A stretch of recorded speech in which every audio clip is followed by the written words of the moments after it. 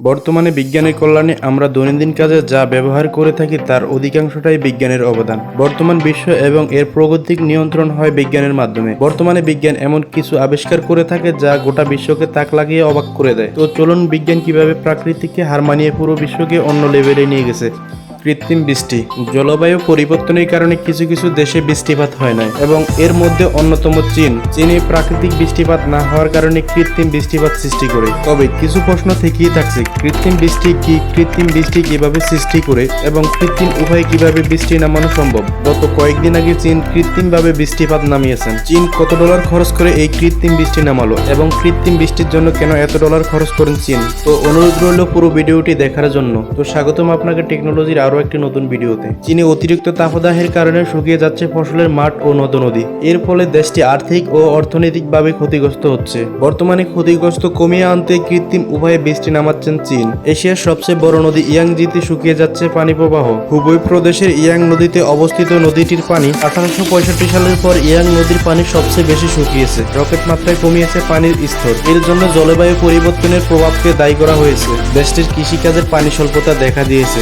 খরার কারণে নষ্ট হয়ে যাচ্ছে 4 লক্ষের বেশি হেক্টর জমির ফসল। বিশেষজ্ঞদের মতে ফসল উৎপাদনের রেকর্ড মাত্রায় কমে যাওয়ার সংখ্যায় অতিরিক্ত খরা ও তাপদাহ কমিয়ে আনতে কৃত্রিম উপায়ে বৃষ্টিপাত সৃষ্টি করে চীন। এবার আপনাদের মনে প্রশ্ন হচ্ছে, কৃত্রিম বৃষ্টি কি, কৃত্রিম উপায়ে কিভাবে বৃষ্টি নামানো সম্ভব। তবে তার আগে জানতে হবে কৃত্রিম বৃষ্টিপাত ঘটানোর আগে প্রয়োজনীয় পদার্থগুলো কি। কৃত্রিম বৃষ্টিপাত ঘটানোর জন্য সাধারণত দুটি পদার্থ ব্যবহার করা হয়। 1 শুকনো বরফ বা ডাই আইস, 2 সিলভার আয়োডাইড। প্রথমত ডাই আইস হলো কঠিনিত কার্বন ডাই অক্সাইড। প্রচন্ড চাপে সংকুচিত করে কার্বন ডাই অক্সাইডকে কঠিনে রূপান্তরিত করা হয়। তবে ড্রাই আইসের তাপমাত্রা -78 ডিগ্রি হয়ে থাকে, অত্যাধিক শীতল বলে সাধারণত কোনো কিছু হিমায়ন ঘটাতে ডাই আইস ব্যবহার করা হয়। দ্বিতীয়টি হলো সিলভার আয়োডাইড। সিলভার আয়োডাইড দিয়ে ঘনীভূত সংগঠন করানো যায়। সিলভার আয়োডাইড ড্রাই আইস থেকে কিছুটা ভিন্ন। ড্রাই আইস যেখানে তার প্রভাবের আশেপাশের অণুগুলোকে বরফের গ্লাসে পরিণত করে, সেখানে সিলভার আয়োডাইড একটি দারুণ প্রাণীপ্রেমী বা হাইগ্রোস্কোপিক পদার্থ। এবার কৃত্রিম উপায়ে কিভাবে বৃষ্টি নামানো সম্ভব। কৃত্রিমভাবে বৃষ্টি নামানোর জন্য দুটি পদ্ধতি অবলম্বন করা যায়। 1 উড্ডয় পদ্ধতি, 2 পৃষ্ঠ পদ্ধতি। প্রথম উড্ডয় পদ্ধতি।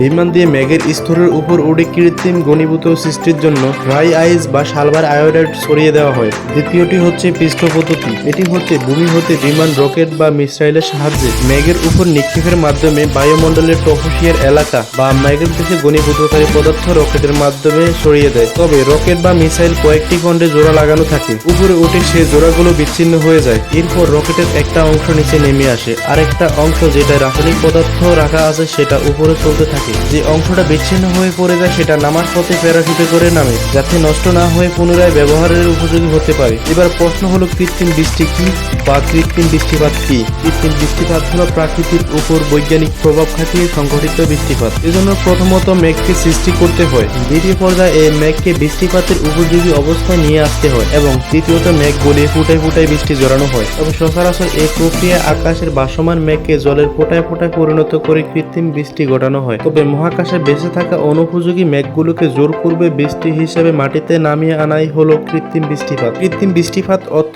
কৃত্রিমভাবে সৃষ্ট মেঘ থেকে কৃত্রিম বৃষ্টিপাত নয়। মূলত কৃত্রিম বৃষ্টিপাত হলো একটি প্রক্রিয়া যার মাধ্যমে একটি বিশেষ ধরনের মেঘকে কৃত্রিমভাবে সম্পৃক্ত করে বৃষ্টিপাত ঘটানো হয়। এবার হয়তো আপনাদের মনে প্রশ্ন জাগতে পারে, কৃত্রিম বৃষ্টি সর্বপ্রথম কে আবিষ্কার করেন। কৃত্রিম বৃষ্টিপাত সর্বপ্রথম মার্কিন রসায়নবিদ বিজ্ঞানী ভিনসেন্ট সাইফা আবিষ্কার করেন। তিনি যুক্তরাষ্ট্রের জেনারেল ইলেকট্রিকের গবেষণা করে 1946 সালের জুলাই মাসে প্রথমবারের মতো কৃত্রিম বৃষ্টিপাতের সকল ব্যবহারিক প্রয়োগ ঘটান। পরবর্তীতে আরও একজন নোবেলজয়ী মার্কিন বিজ্ঞানী আরভিং ল্যাংমুর যোগ দেন সাইফারের সাথে। দুই বিজ্ঞানী মিলে একই বছরের 13 নভেম্বর বার্কশায়ারের পাহাড়ি এলাকার উন্মুক্ত পরিবেশে মানব ইতিহাসে প্রথম ক্লাউড শেডিং প্রযুক্তি ব্যবহার করে কৃত্রিম বৃষ্টিপাত ঘটানো সক্ষম হন। আপনি জানলে অবাক হবেন, সাইফারের রসায়নবিদ্যায় কোনো প্রাতিষ্ঠানিক ডিগ্রি ছিল না। মৃত্যুর আগে 14টি প্যাটেন্ট রেখে যাওয়া এই সুশিক্ষিত এই বিজ্ঞানী কখনো হাই স্কুলের অলিগলিতে পড়েননি। তবে আপনি যদি ভেবে থাকেন সাইফারের আগে কেউ যে কৃত্রিম বৃষ্টিপাতের সম্ভাবনা নিয়ে কাজ করেনি, তা নয়। মেঘের মধ্যে তরল কার্বন ডাই অক্সাইড ছিটিয়ে দিলে বৃষ্টিপাত হতে পারে, এমন ধারণা প্রদান করেন জার্মান আমেরিকান প্রকৌশলী লুইস গ্যাথম্যান 1891 সালে। পরবর্তী 1930-এর দশকে 3 ইউরোপীয় বিজ্ঞানী আলফ্রেড ও